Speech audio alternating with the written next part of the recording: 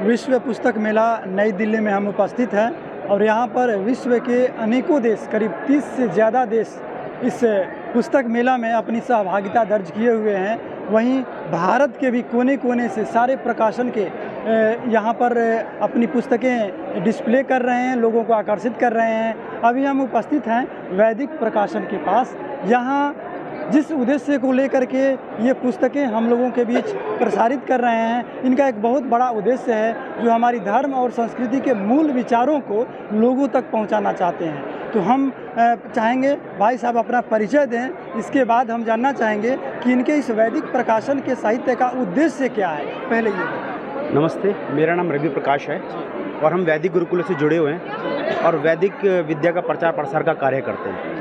आज हमारे को ज़रूरत है, धरती के जिस कोने पे आज हम खड़े हैं और इस कोने से लेके गोल चक्कर काट के यदि हम आ जाएं तो युवाओं के साथ जो हमारी वायु, इसका अगर उल्टा करेंगे तो वायु, उन युवाओं को प्रेरित करने की ज़रूरत है कि आज हमारी शिक्षा एक हो, संस्कृति एक हो, ईश्वर एक हो। यदि इन सिद्धांतों को ठीक ठीक जानेगा तो वह हमारे साथ सही सही सिद्धांतों से जुड़ सकता है। अन्यथा वह पाखंड प्रखंडों में फंस के अनगण मत मतांतरों में आज हम बढ़ते जा रहे हैं। युवाओं से मैं चाहूँगा कि वह अपनी गुरुकुल परंपरा को जाने, उन संस्कृति को जाने जो हमारी मूल थी, जो हमारे मूल वेद थे, उनको पढ़ने का, स्वाध्याय करने का निरंतर अभ्यास करें। तभी वह इन कक्षाओं से जुड़ के, इन गुरुकुलों से जुड़ के, इन संस्कृति से जुड़ के उसका मकसद ठीक हो सकता है। अन्यथा वह अनेकों पाखंडों में फंस के अपने मूल को ख़त्म करता जा रहा है। मैं आप सभी को बताना चाहता हूँ, हम लास्ट पीढ़ी बचे हैं इस सनातन धर्म संस्कृति की, लास्ट पीढ़ी बचे हैं। नहीं तो आज हमें वामपंथियों ने, कम्युनिस्टों ने हमारा धर्मांतर करने से कोई रोक नहीं सकता हमें। हम लास्ट पीढ़ी बचे हैं, इसके बाद हम खत्म।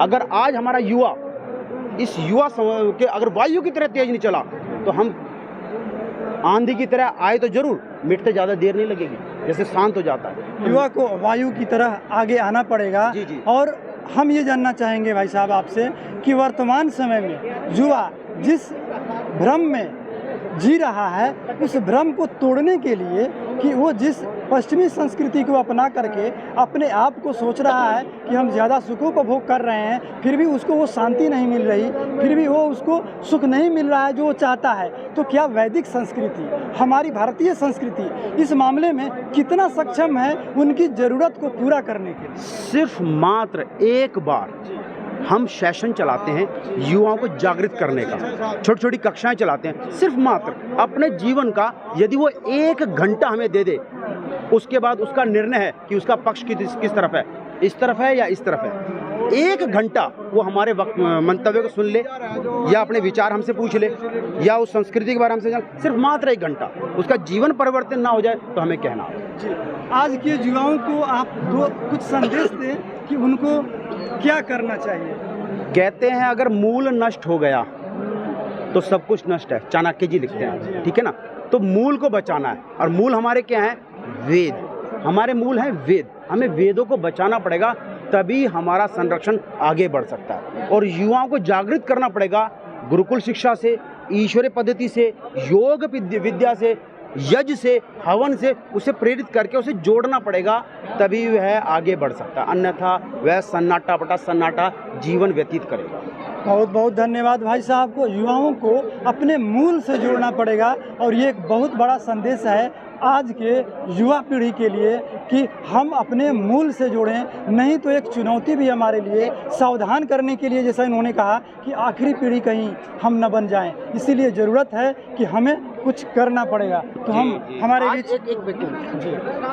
हमारे यहाँ स्टॉल पे सत्यार प्रकाश हम दे रहे हैं, वह आए, पढ़े, ले पुस्तक और इस ग्रंथ को पढ़े जो कि ऋषि दयानंद के 300 साहित्यों से एकत्रित करके, वेदों से, मनुस्मृति से, योग दर्शन से, सांख्य दर्शन से अनेकों पुस्तकें एकत्रित करके उन्होंने एक पुस्तक लिखी, सत्यार्थ प्रकाश। उसे कम से कम अगर समय नहीं देता तो 1 घंटा बैठ के पढ़ ही ले, वह तब भी अपनी मूल संस्कृति को जान लेगा। जी जी। सत्यार्थ प्रकाश जी, हमारे सभी क्रांतिकारियों ने यह पुस्तक को पहले पढ़ा है, काफी पहले बहुत पढ़ा है, लेकिन अभी फिलहाल में छूटा हुआ है।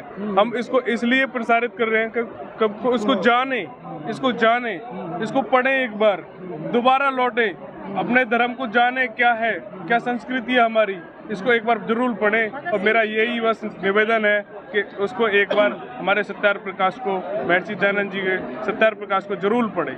सत्यार्थ प्रकाश को सभी युवा कम से कम एक बार जरूर पढ़ें, जिससे वो समझ सके वास्तव में सत्य है क्या।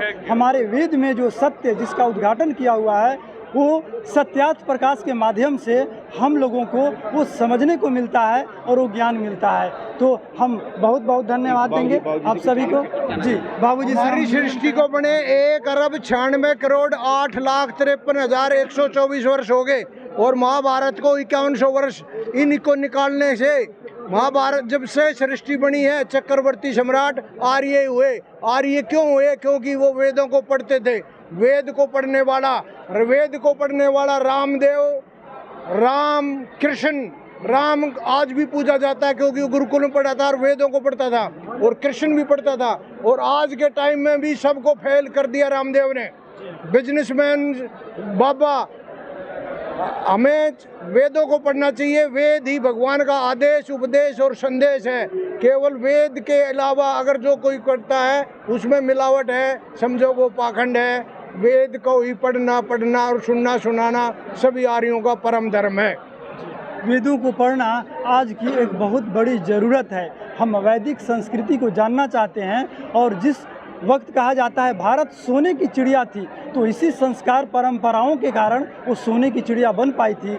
यदि हम चाहें अपने भारत को पुनः जगाने के लिए और पूरे विश्व को यदि हम नेतृत्व करना चाहते हैं तो इसी ज्ञान के आधार पर हम कर सकते हैं, जो कि स्वामी दयानंद सरस्वती ने सत्यार्थ प्रकाश के माध्यम से हम लोगों के बीच दी है। तो आप सभी को बहुत बहुत धन्यवाद अपनी बात रखने के लिए। इसी तरह से युवा प्रकोष्ठ गाजियाबाद आप सभी तक इन विचारों को पहुंचाने का प्रयास करता रहेगा। बहुत बहुत धन्यवाद।